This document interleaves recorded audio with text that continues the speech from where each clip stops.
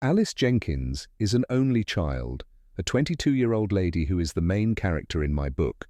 She has inherited Church Farm, Ambleside, Cumbria, in 1953 from her mother's partner Nat Woods, who is deceased.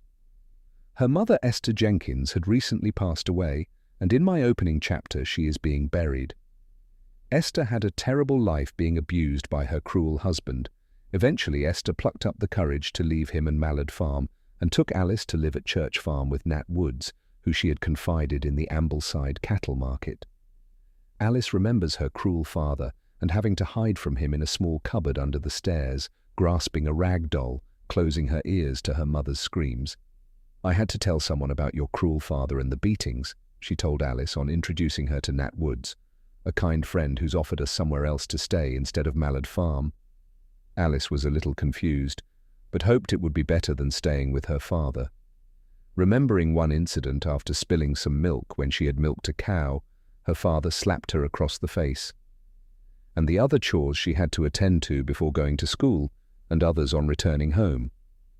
Nat Woods and Esther did their best to sustain a living out of Church Farm, which had been in the Woods family for 4 generations. The fields had not seen crops in years, the cattle had long since been sold, the buildings became neglected, roofs leaked, each wind brought more desolation. Finally Nat succumbed to illnesses, keeping the farm habitable, took its toll. He took to his bed and passed away. Esther tried hard with some urgent repairs to be done, especially the roof of the house, which was leaking badly. Even with Alice's help, it became too much for Esther to cope with, and she took to her bed. Alice spent sleepless nights nursing her mother. It was a cruel blow when her mother passed away also. After she was informed she was the total benefactor of Church Farm, Alice was left with a dilemma about the predicament she had inherited. One question uppermost in her mind: should she sell? Heaven knows there were many rubbing hands at the prospect.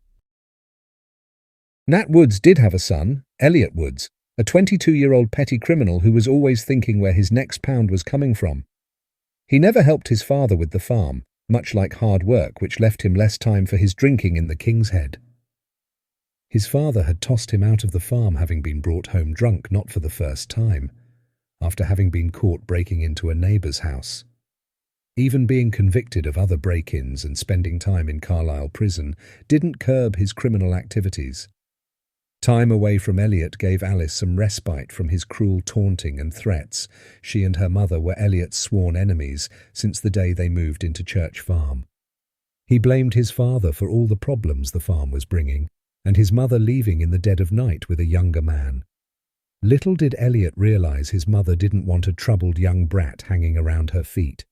He didn't attend his father's funeral. He was drinking himself into a drunken state with his criminal friends with the money from his latest ill-gotten gains, mourning about the farm. So there he was, uninvited at the graveside of Esther Jenkins after another spell in Carlisle prison. Unkempt and dirty-looking, he swore under his breath about Alice inheriting the farm, believing he should be the rightful owner. He dreamed how rich he could be if he could take the farm from her and sell it.